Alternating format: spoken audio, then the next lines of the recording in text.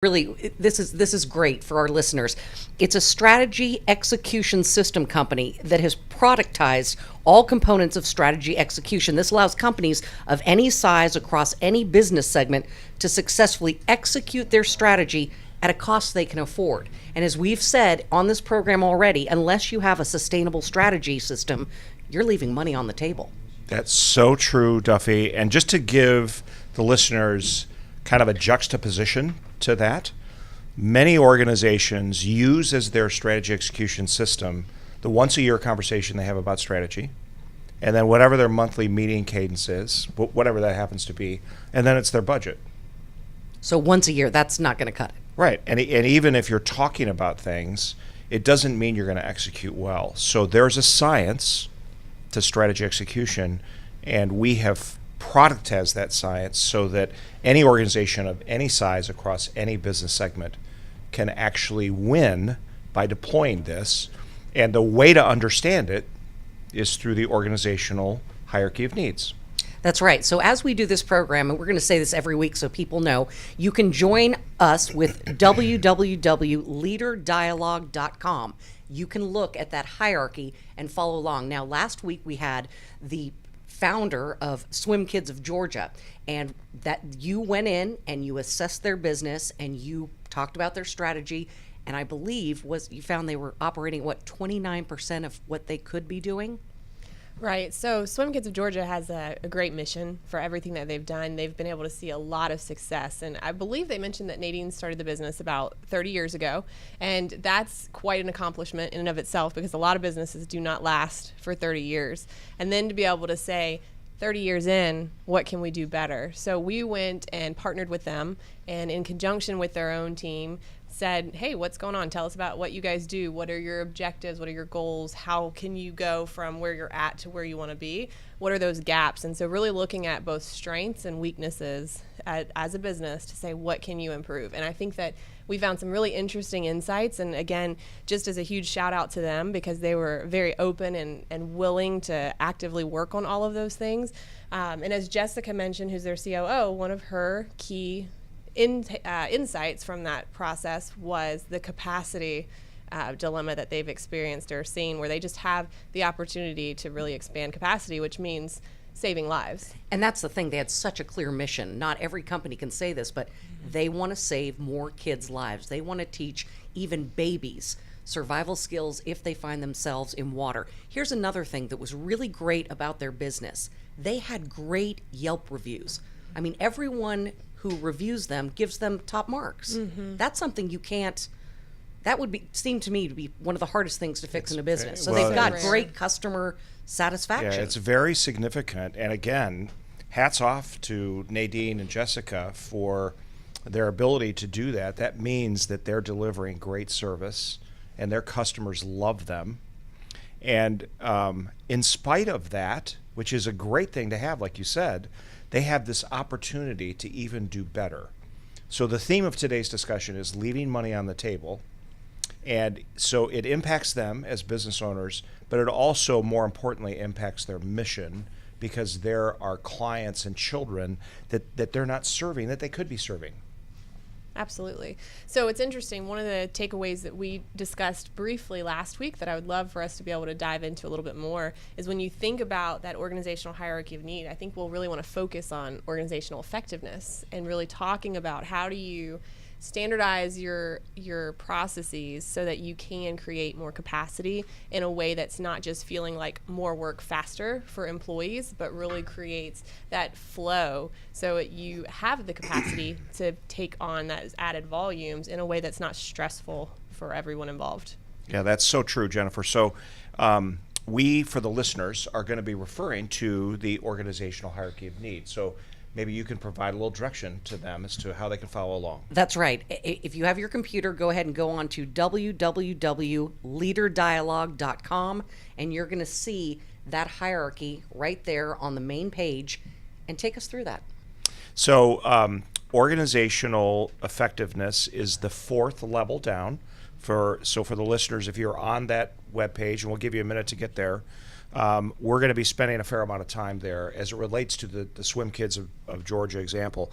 But just as a refresher, it all starts with strategy. Right. If you don't know what you're trying to accomplish, everything else below that is going to be troubled.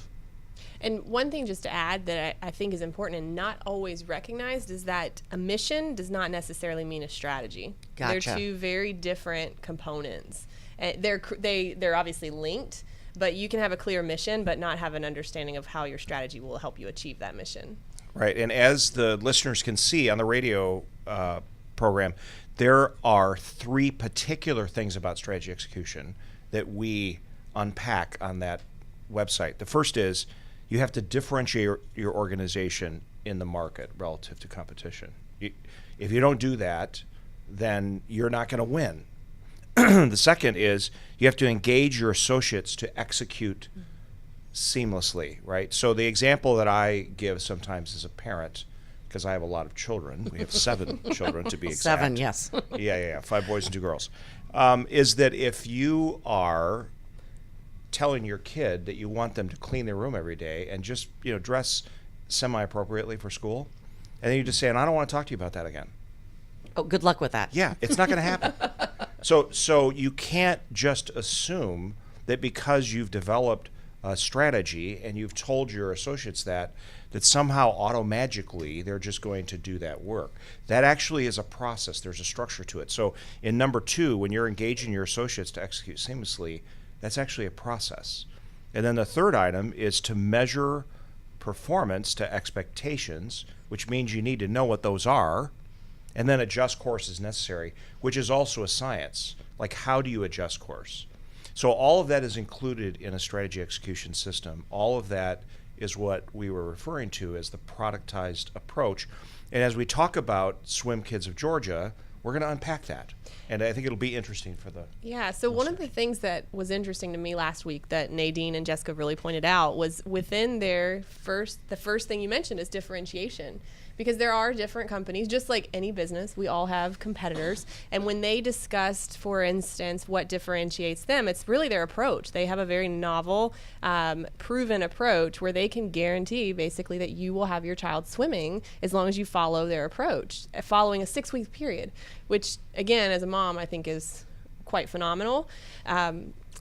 My son did swim lessons for a while, and he was going for a few months, and every week he would go for about an hour. And I remember Nadyne, the first question she said was, well, can he swim? And I was like, well, no. Right, she was but very he had clear about that. So much fun. And so that to me is an instant differentiator, like, oh, wow, I was probably missing out. But the other side of that is that how do you make sure your customers know that differentiation? Right. Because it can't just be, well, they're just going to learn because people like me, or people will know that's just how great we are. You can't assume people know what makes you different in the market. And so just to confirm that we were really listening well to Nadyne and Jessica, here's what they said.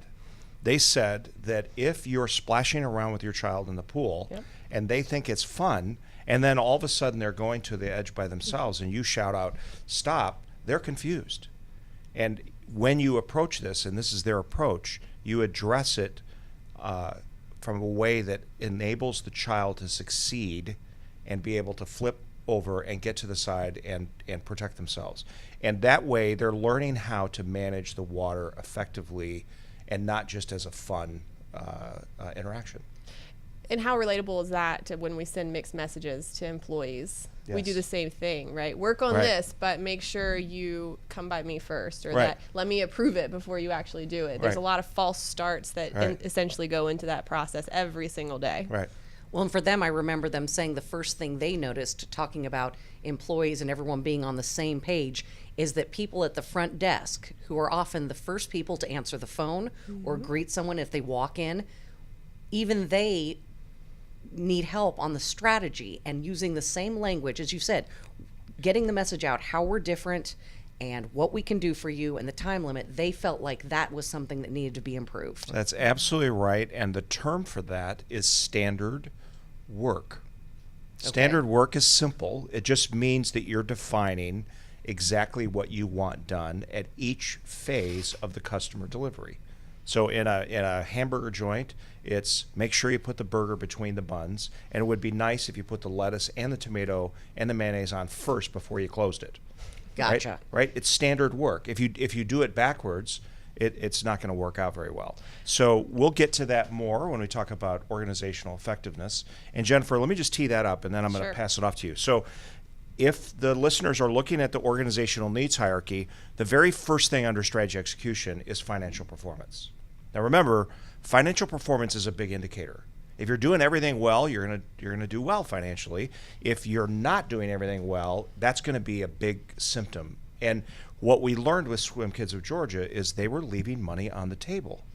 It turns out that even though they were delivering significant customer value, right? Their Yelp scores are at 5 and better, and everybody loves what they're doing. We learned that their capacity was at 29%.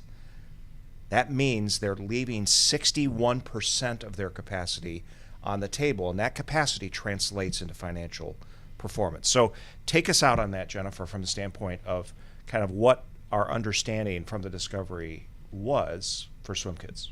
Well, one of the things that comes to mind as you're talking about capacity is the impact of that, not only financially, but on every other layer of the hierarchy of needs, right? So if you're looking at, you have 29% capacity, flip that around, you essentially have 71% of opportunity. There is that time's not being utilized in the most effective or productive way, right? So for employees, that can be frustrating because that usually what happens is we fill the space. You don't just say, okay, go home, we'll see you tomorrow. You usually have them doing wasteful things that just pop up every day, but they're not necessarily things that are tied back to the organizational strategy. And just as a reminder, if you recall, one of the statistics we threw out there on the very first show was that 95% of frontline employees don't understand how their daily tasks relate back to that strategy. So for them, it's a very clear capacity means saving lives, which supports strategy, right?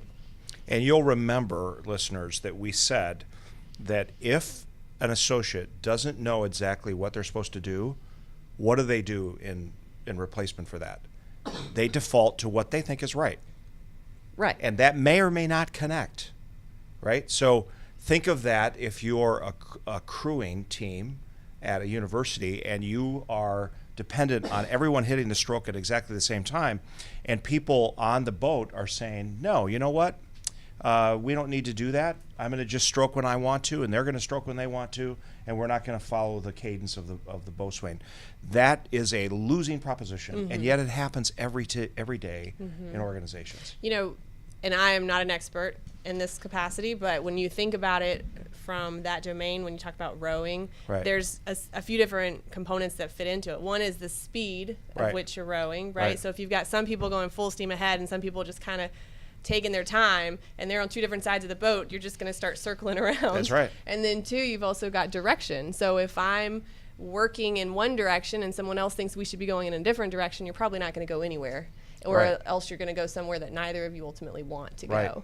And so you have to hit both. Are we doing the things we're supposed to be doing? Are we going in the right direction? And are we on the same page around speed of how quickly we're doing those things to see, are you really getting to your end goal? Right. So it's balanced activity around a common purpose with everybody understanding what they need to do, which by definition is standard work. Okay.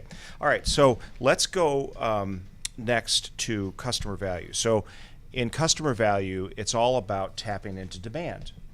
And a little bit of what they talked with us about was that the marketing programs and so forth that they've done have not necessarily been as successful as they've wanted.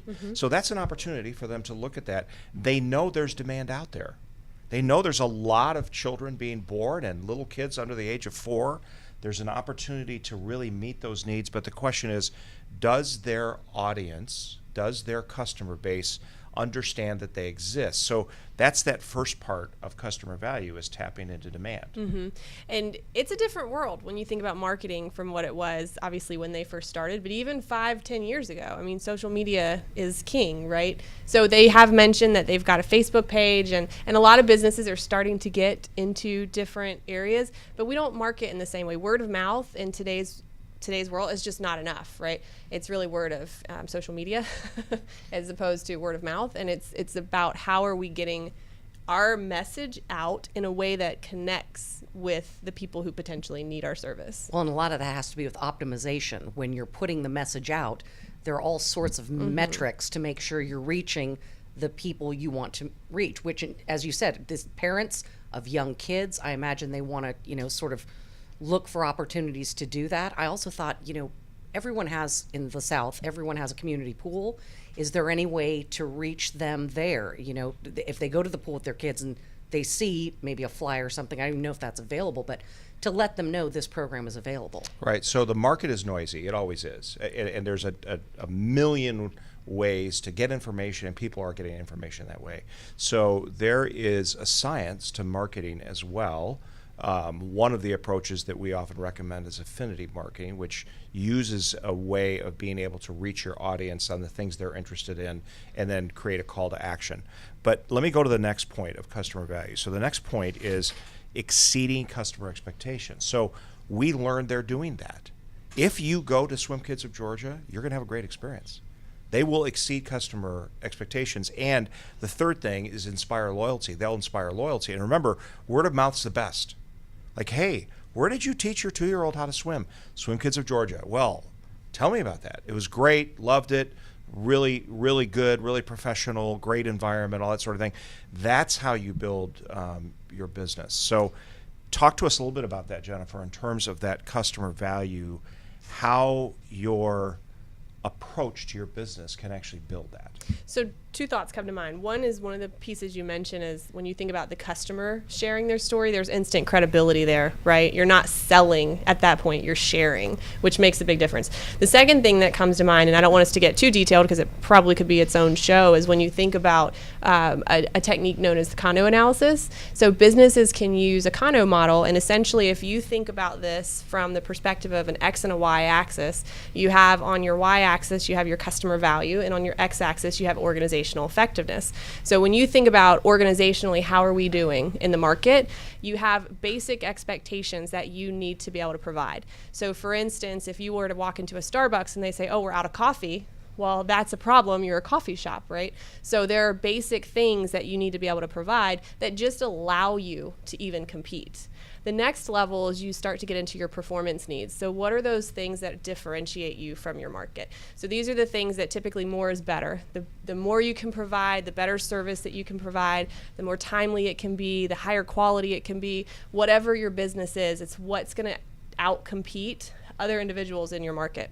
And then the third category would be considered delighters. So what are those things that customers don't expect that you can offer to them and still remain profitable? You don't want to go bankrupt trying to offer a delighter because they don't necessarily need that, but it just puts you out over the top. And those are those things when you consistently offer your performance, your basic needs, and you're constantly revamping and revising your performance needs and still able to offer delighters, you create loyalty for your customers. Exactly right. So for the listeners, again, you can see that Kano model if you click on the tap into demand box on your organizational hierarchy of needs.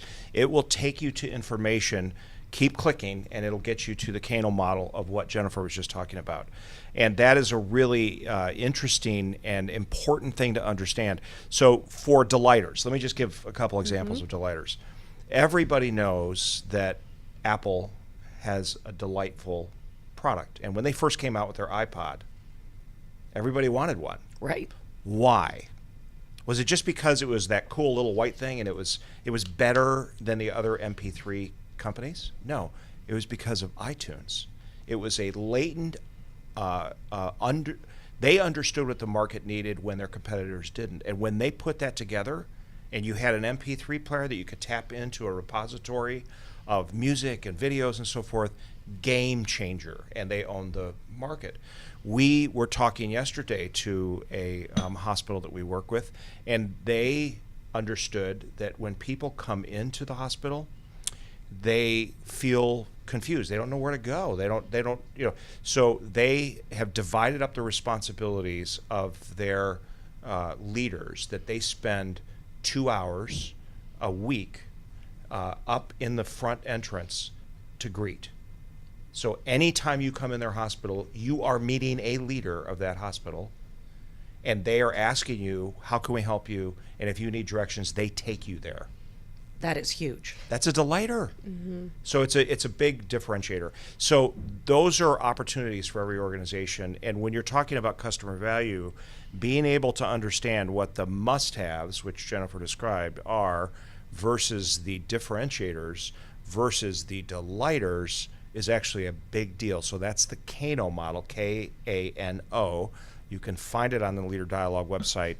It's there through that tap into demand box. One thing I want to add before you move on that is also an important component of that's often overlooked, again, would be what we call indifferences. So what are the things that we are spending our time and money on as a business that customers don't really care about?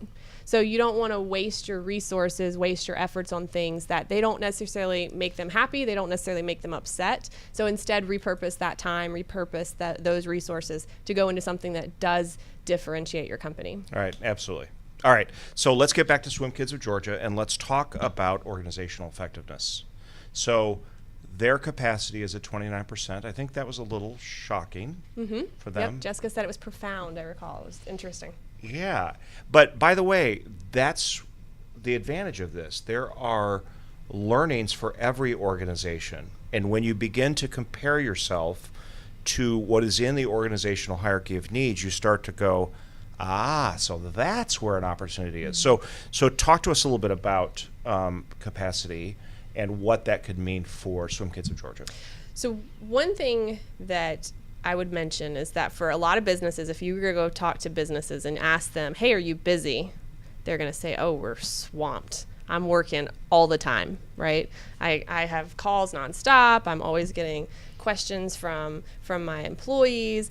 It's not a question of busyness. Capacity is not the same thing as activity, which again, another interesting comment we heard yesterday at one of our workshops was that activity does not necessarily translate to results. Yes. And there's that feeling of busyness sometimes that we lose sight of, again, what is our opportunity. So capacity is looking at, based on the resources that you have, the services that you provide, the demand that you are currently providing or offering to individuals, and then the potential opportunity of what you could provide to individuals based on your resources and services. So in this case, if you were to look at, for instance, for SwimKids of Georgia, how much time can their instructors be in the pool? How many lessons could they do per instructor, per hour? Things of that nature. That's where you start to look at capacity. Now, some of that can be stolen when either you're not scheduling at an optimized rate, or perhaps you've got group sessions. Jessica talked a lot about makeup sessions, whereas you don't necessarily offer makeup sessions when it's a group session. And so if you're doing that, that's a session that you're not necessarily getting paid for because it should have been in a different session. So those are types of instances for them, and you can, of course, relate that to any other type of business when you're starting to think about capacity.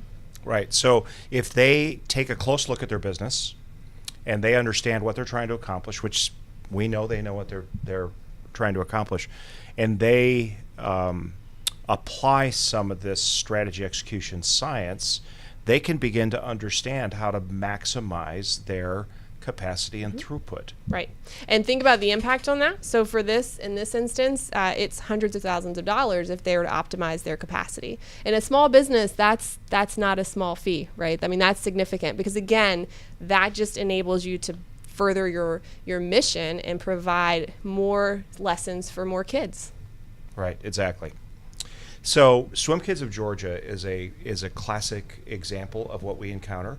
And they happen to be a small business, but we see the same thing in hospitals. We see the same thing in manufacturing companies. We see the same thing in schools. We see the same thing in government organizations. It's a very, very common challenge of not being able to fully complete or fulfill your mission and purpose because the things that you do every day are not optimized, is the term you used before. How do you go about deciding what activities are necessary versus the busyness or the things that are wasting time, energy, and costing you money? That is such a good question. So one of the things that we use, and if you look at lean methodology, is they evaluate any process based on what we call is what's your value stream. So what that means is that based on my business, if I'm offering a product or a service to my customer, what are the essential steps that I have to go through to be able to provide that service or that product to them. Now, naturally, we tend to get a lot of waste inside of that, and that's what lean ultimately is it's talking to you about how do you eliminate a lot of the waste in your process that ultimately gives you increased value for your customer.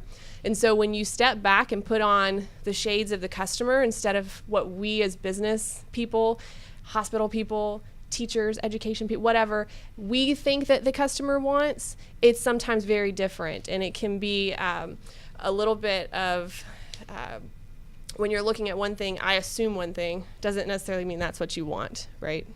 And often the structure of an organization is based on what's convenient for the people that work there Right. and or the owners. Right. Right? So it worked well for us to structure this way. Oh, that's right. The customer is going to have to access that, and it turns out it's not the most efficient. I'll give you a classic example that I think everyone can relate to. How many of you on this that are listening to this program have called into a business and gotten the message, we have just changed our call-in system. Press 1 to talk to so-and-so. Press 2 to get to this department. Press 3, and by the time you're at 7, you're ready to pull your hair out. Yes. Because, by the way, as a customer, you want to talk to a person. And how, I think those all came about thinking that would save time and that would save resources. But I have to tell you, that will turn me off of a business Yeah. quicker than anything. I took my car in for service. The technician called me and I said, let me check on whether we want to do that stuff. Can I call you right back? He said, yes. At that point, it would have been great for him to give me a direct line.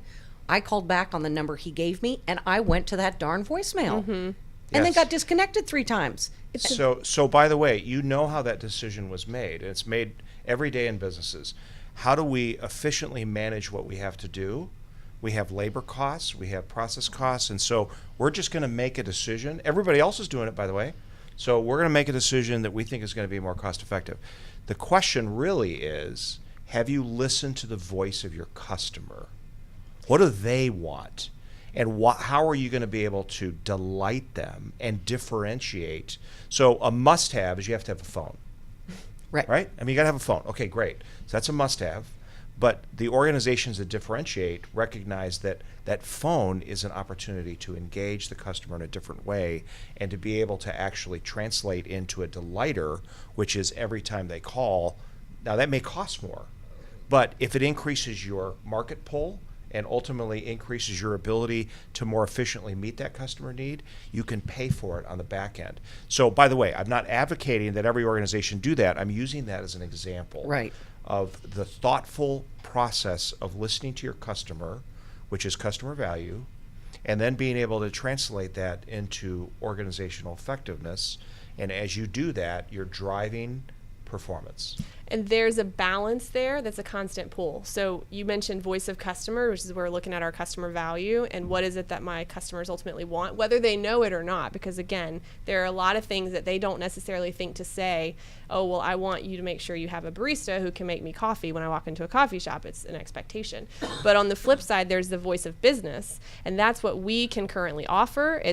We have what we consider our voice of process. So what are we capable of providing? Whether or not that's aligned to the customer value can be a completely different story. So when you're looking at that balance, what typically happens in every organization is the voice of business and the voice of employee, that wins. And it weighs down to where the customer value is a little diluted.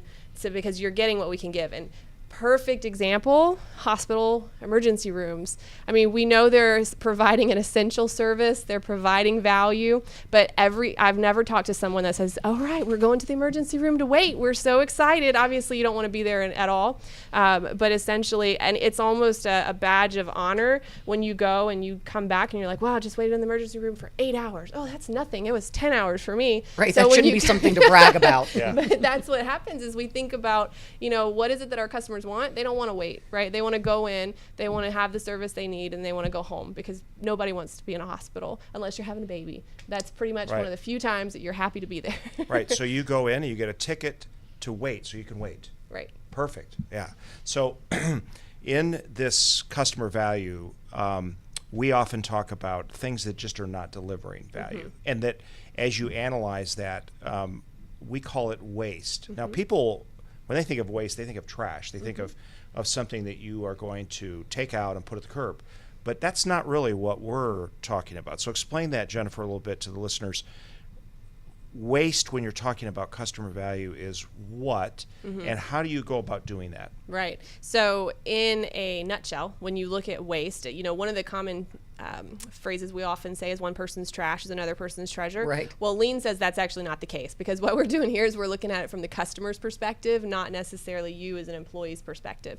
And there's an acronym for there are 8 different types of waste. I use the acronym downtime. It's a common acronym, and we can talk about them more, but these can be things like defects, errors, because they result in rework, which slows down your process, and nobody wants to have to wait and do something over again. Overproduction, so if you're making more of something than what you need, and it's not giving you, you're producing too much, there's waste, dollars, time in there. Waiting in and of itself is actually a waste. Non-standard or over processing, so if I call you and then I text you and then I send you an email to see if you got my message, that's over processing. Transportation, really good example for businesses that have multiple locations or footprints. Intellect, so when we're not maximizing the knowledge base of our employees and we're using it we're underutilizing them. Motion, which is also looking at just moving things and things being placed and organized effectively, and then excessive inventory. So that's downtime. Those are the 8 wastes, and we can talk more about them. So let's put this together because we need to wrap up. Right. But let's put this together for the listeners. So organizational effectiveness is really understanding your business and how you're deploying all of your resources. In this case, the pool, your trainers, your front desk, your time, and so forth, to be able to deliver value to your customer. And you need to be able to evaluate that in a logical, organized, disciplined way that, in this case, we're helping SwimKids of Georgia do. And that will allow them to maximize their capacity. And when they do that, they can add hundreds of thousands of dollars to their business. And this is a small business. So they can literally increase their capacity to a maximum of 71% more.